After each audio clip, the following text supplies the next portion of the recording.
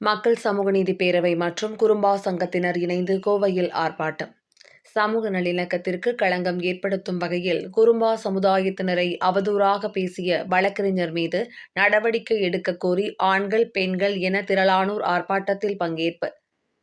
கோவையில் குறும்பா சமுதாய மக்களை அவமதிக்கும் விதமாக கடுமையான சொற்களை பயன்படுத்தி அவதூறாக பேசிய வழக்கறிஞர் பரமசிவம் என்பவர் மீது நடவடிக்கை எடுக்க கோரி மக்கள் சமூக நீதி பேரவை மற்றும் குறும்பா சங்கத்தினர் இணைந்து கோவையில் ஆர்ப்பாட்டம் நடத்தினர். செஞ்சிலுவை சங்கம் முன்பாக நடைபெற்ற இதில் சமுதாய நல்லிணக்கத்திற்கு களங்கம் ஏற்படுத்தும் வகையில் வழக்கறிஞர் பரமசிவம் என்பவர் அண்மையில் குறும்பா சமுதாய மாநில தலைவரை அவதூறாக பேசியுள்ளதாகவும், இதனைத் தொடர்ந்து தமிழகம் முழுவதும் அவர் மீது காவல்துறையில் புகார் அளித்துள்ளதாக தெரிவித்தனர். ஆனால் இதுவரை அவர் மீது நடவடிக்கை எடுக்கப்படாததை கண்டித்து ஆர்ப்பாட்டத்தில் கலந்து கொண்டோர் கண்டன கோஷங்களை எழுப்பினர்.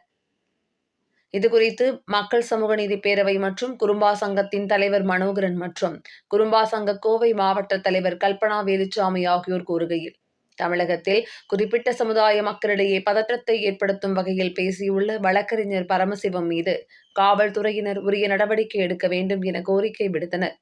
ஆர்ப்பாட்டத்தில் சமூக நீதி கூட்டமைப்பு, மக்கள் சமூக நீதி பேரவை, தமிழ்நாடு குறும்பர் சமுதாய சங்கம் என பல்வேறு அமைப்புகளைச் சேர்ந்த ஆண்கள், பெண்கள் என 1000க்கும் மேற்பட்டோர் கலந்து கொண்டனர். நான் சொல்லிவிட்டேன் அம்மா, அவரை நான் போனில் தொடர்பு கொள்கிறேன் என்று சொன்னார்.